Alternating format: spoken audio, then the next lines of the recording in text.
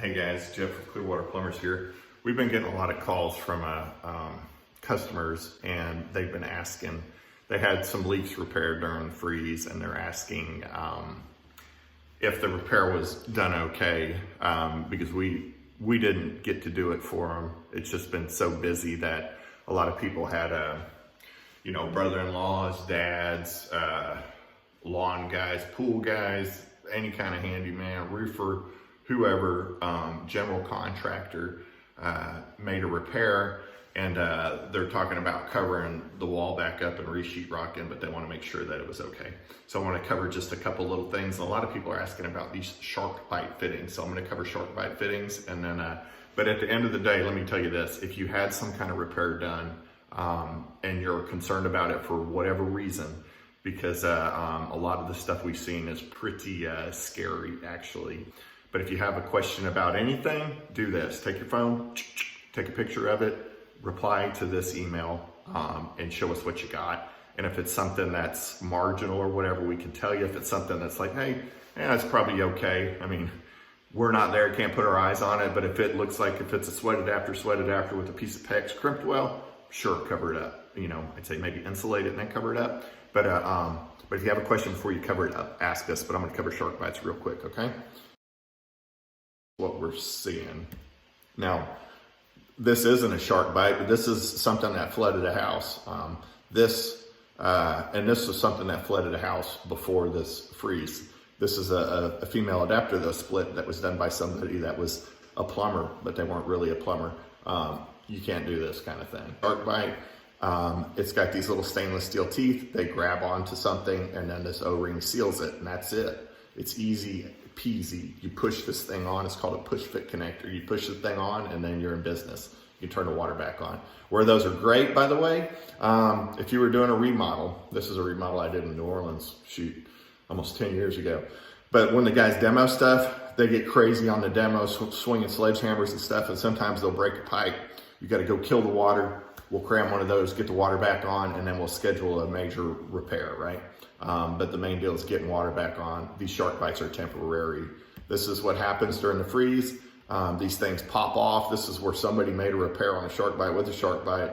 The thing is, next time it gets a little bit cold, these things freeze quick, and they don't freeze quick, but they pop whenever they freeze. This is an example of a rent house that I have in Mineral Wells. There were 2 shark bites on this thing. Nothing was damaged. Luckily, I knew it was thawing, so I went out there and checked on it. This is what I walked into, though. See that water everywhere?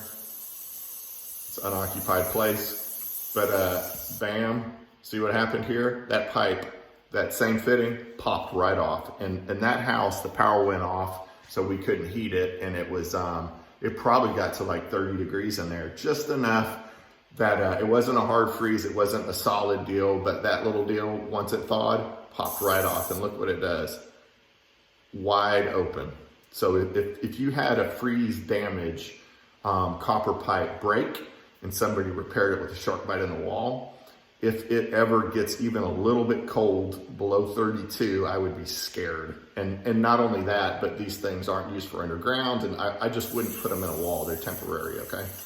So luckily that was pier and beam house. There's holes in the floor. The water went down, put some fans on it, whatever. But all day long, this is what happens to those things. Same situation, popped off, same deal. The teeth didn't hold. Those teeth don't bite into copper. When that freezes, they pop off, and then guess what? Wide open, 5 gallons a minute. This is where it's probably, okay on a temporary deal, like I was saying. This is something that you see that some handyman brother-in-law thing did. That's cool. Water's back on, but let us go fix it if something like that's going on. That doesn't need to be outside. When it gets cold, that's going to freeze and pop. That's temporary. Here's another one of those deals. This is a leak and shark bite fitting.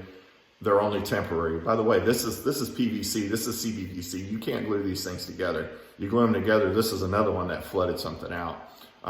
This is what a lot of people do. This was a new construction. Somebody put a shark bite underground.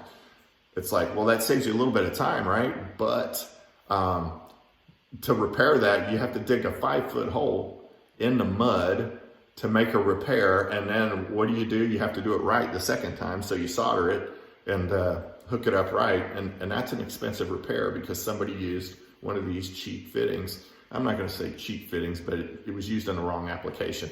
Here's another one. I would not put first, if you put a valve in the wall, technically you're supposed to have an access panel to it, but these things freeze and they pop.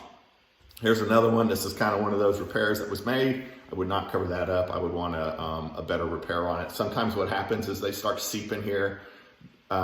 It's not permanent. This is just nasty.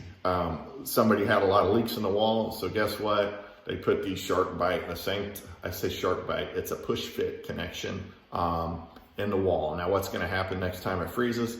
Heck, they probably didn't insulate. They asked, the question that they were asking, this is on a Facebook forum, they were asking, do you know a sheetrocker, right? So what they were gonna do is just sheetrock over this. I would say do not sheetrock over this. What you wanna do is on this one, sure, you've got your water back on, you're good to go. I would say cut it, sweat it after, put a piece of PEX in here, insulate it, okay? Or cut it, put a piece of copper in here with 2 slip couplings, sweat it up, insulate it, you're done, right? But they got shark bite here, shark bite there, shark bite here. That's just a nasty mess. And of course, you know, do what you gotta do to get the water back on, but before you sheetrock it, let's just make sure it's right. So if you had something like that done at your house, I would say what I would suggest is that you take a picture of this, a close-up picture of this, like that, send it to us, and let us tell you if hey, that looks okay, sure, cover it up, whatever. If you want us to come out, I mean, for liability reasons, I mean, we can just say, looks good from here kind of thing, but if you want us to come out, take a peek at it, you know, we can do that too, but don't cover it up. Here's another, let me just show you this. This is from a friend of mine in Idaho, right? And he was asking the question, I'm writing a letter to a customer for an insurance claim. Is there a generic name for a shark bite style fitting? So it's a push fit connector or you know, they call them different things, but there's a lot of insurance claims. There's a lot of, they're good for temporary, they're good for a remodel project. I don't like sticking them on copper just because they will push out. If it's anywhere it's gonna freeze, I wouldn't do it. So they're great for certain applications. We do have them on the truck, but we've got caps on the truck to temporarily stop the leak, to stop the water so we can run and make a permanent repair. All right, if you have any questions, send us a picture, do what you oughta, call Clearwater. Hope you're having a good day, the weather's nice. I'm glad it's springtime.